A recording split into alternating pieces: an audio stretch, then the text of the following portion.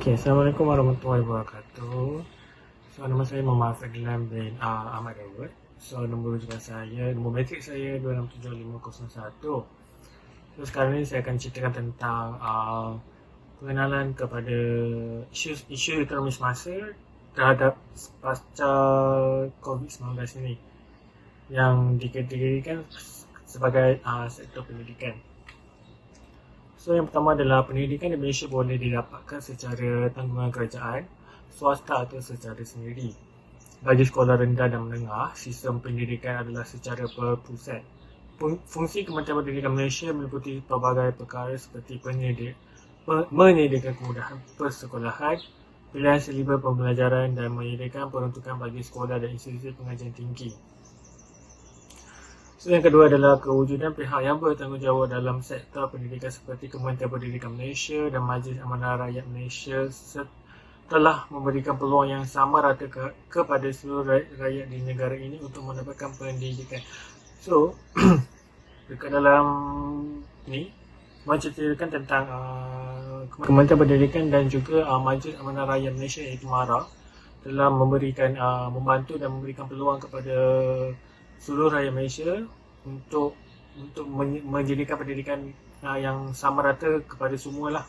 Kiranya semasa COVID-19 ini Kementerian Pendidikan Malaysia dan juga MARA juga memainkan peranan yang sangat penting untuk memastikan semua rakyat Malaysia dalam keadaan maksudnya macam pendidikan orang yang diberikan pendidikan yang macam terjagalah. Selanjutnya iaitu masyarakat yang kreatif dan inovatif amat diperlukan supaya matlamat moden insan dapat dicapai untuk pembangunan negara. Seterusnya iaitu yang terakhir, namun penularan wabak COVID-19 telah memaksa rakyat Malaysia di Malaysia untuk mengubah untuk mengubah norma dan gaya hidup mereka. Dalam yang poin yang terakhir ini menceritakan tentang kita dah selama setahun kita dalam keadaan norma baru. Kita dalam maksudnya gaya hidup kita dah berubah. Kita kena all the time kena pakai face mask, and then kita punya cara kita lah sekarang. So itu sahaja daripada saya penalan. Seterusnya kepada konsep. Konsep dalam isu semasa COVID-19 terhadap sektor pendidikan terbagi kepada dua, iaitu yang pertama memahami konsep pembelajaran online. Beberapa prosedur operasi standard SOP dilonggarkan semasa PKPB, tetapi untuk pelajar-pelajar belajar di sekolah maupun di pusat pengajian masih tidak dibenarkan oleh kerajaan. Yang kedua, pembelajaran dalam talian diteruskan bagi menggantikan pertemuan bersemuka. Proses ini nampak mudah, tetapi cabaran mendidik itu tetap ada, bukan sahaja untuk guru dan para pelajar, malah dalam kalangan ibu bapa. Seterusnya, pertemuan bersemuka antara guru dan pelajar digantikan secara dalam talian melalui aplikasi video seperti Zoom, Skype, Microsoft Teams dan sebagainya. Dan yang keempat, pengenalan kepada norma baru yang terarah kepada student based learning tidak menghadkan peranan guru untuk berbakti. Berbagai inisiatif telah diambil untuk memastikan generasi muda negara dididik dengan sempurna selaras dengan perkembangan dunia semasa. Seterusnya, konsep yang kedua adalah integrasi pendidikan kaedah norma baru. Penggunaan pelbagai teknologi seperti big data analytics, kecerdasan buatan, kepintaran buatan, reality augmented dan lain-lain teknologi akan digunakan di dalam proses PDPC. KPM juga mula memperkenalkan kelas masa hadapan atau kelas pintar di sekolah bagi menyokong revolusi industri 4.0. Bagi menyediakan pelajar dengan cabaran COVID-19 yang berkemungkinan pelajar tidak bersekolah secara fizikal di sekolah, pembelajaran dalam talian boleh dilaksanakan dengan baik. Ini memerlukan kita untuk melihat semula aspek-aspek berikut untuk kesediaan PDPC masa hadapan, iaitu kesediaan murid untuk belajar, kesediaan guru dan juga peranan ibu bapa.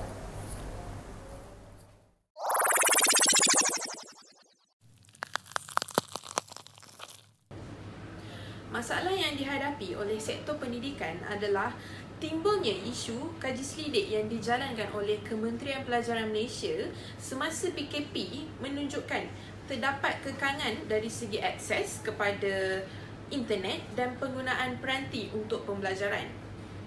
Selain itu, di peringkat pendidikan tinggi pula, seperti universiti awam dan institusi pendidikan tinggi swasta yang tidak menggunakan pembelajaran atas talian secara sepenuhnya.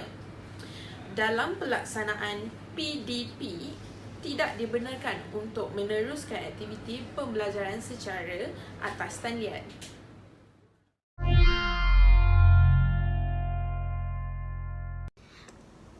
Assalamualaikum warahmatullahi wabarakatuh dan salam sejahtera.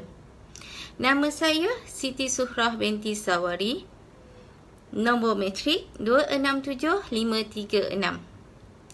Saya ingin membincangkan perkara cabaran yang dihadapi oleh sektor pendidikan.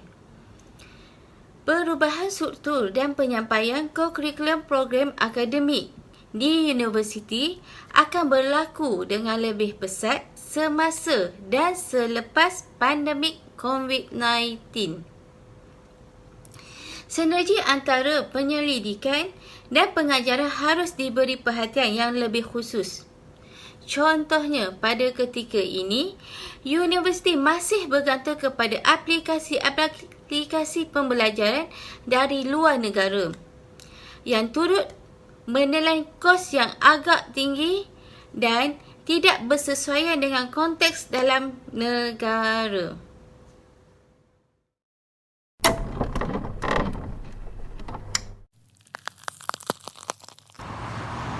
Okey, cadangan yang dapat membantu untuk membangunkan sektor ini semula. Okey, yang pertama, menumbuhkan pusat hubungan pelajar, pusat hubungan aluminium. Okey, pusat ini berperanan menyelaraskan semula program kurikulum pelajar dan memberi pelatihan kepada pelajar. Okey, nombor 2, melalui penyertaan aktiviti ini, pembinaan semula salasiah kemahiran ilmiah dapat diterapkan melahirkan mahasiswa yang seimbang dengan lebih holistik serta menangani cabaran hidup. Okey, yang nombor 3, seiring dengan hasrat sekolah memantapkan lagi pengurusan yang berkaitan dengan mahasiswa alumni, pusat hubungan pelajar ini disutukan semula dengan penumbuhan. Pusat ini membuat pengurusan pengumuman pelajar dalam lebih kepada keilmuan. Okey.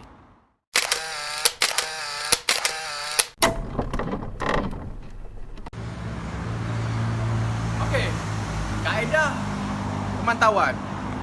Inisiatif atau tindakan yang dijalankan oleh sekolah, institut pusat, kolej dipantau melalui sistem pengurusan KNR. Pemantauan inisiatif dipanggil. Dan penilaian pelajaran melalui sistem penunjuk presentasi proses pemantauan dilakukan melalui survive, maklum balas graduan dan juga maklum balas oleh majikan. Assalamualaikum warahmatullahi wabarakatuh. Saya Syahrizam bin Ahmad, bintik nombor 267384. Secara kesimpulannya, pandemik COVID-19 memberi impak besar kepada pelbagai sektor seperti sektor politik, ekonomi dan sosial.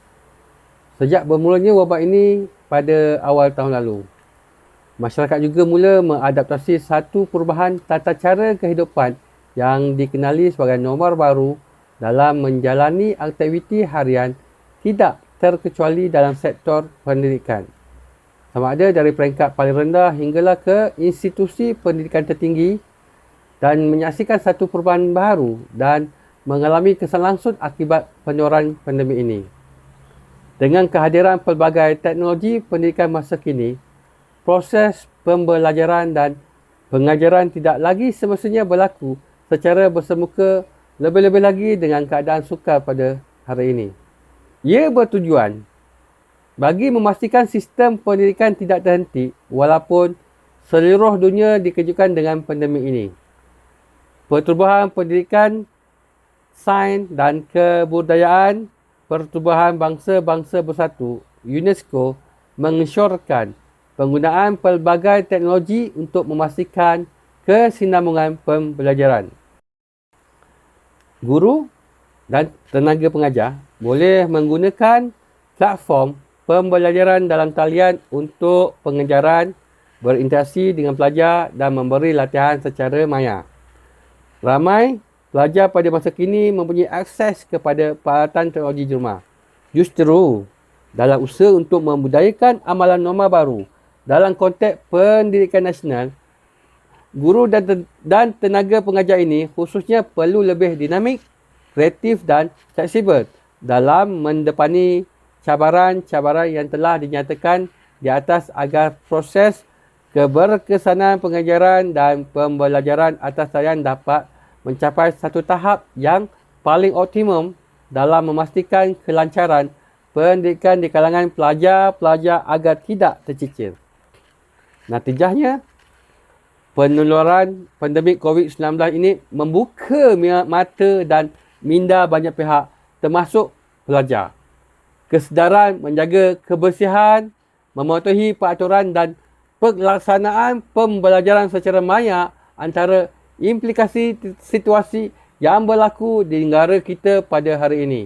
Semoga penularan pandemik ini akan berakhir tidak lama lagi. Sekian dari saya. Assalamualaikum warahmatullahi wabarakatuh. Terima kasih. Bye-bye. It beats for you, so listen close. Hear my thoughts in every note. Oh, oh. Make me your radio and turn me up when you feel low. This melody was meant for you. Sing along to my stereo.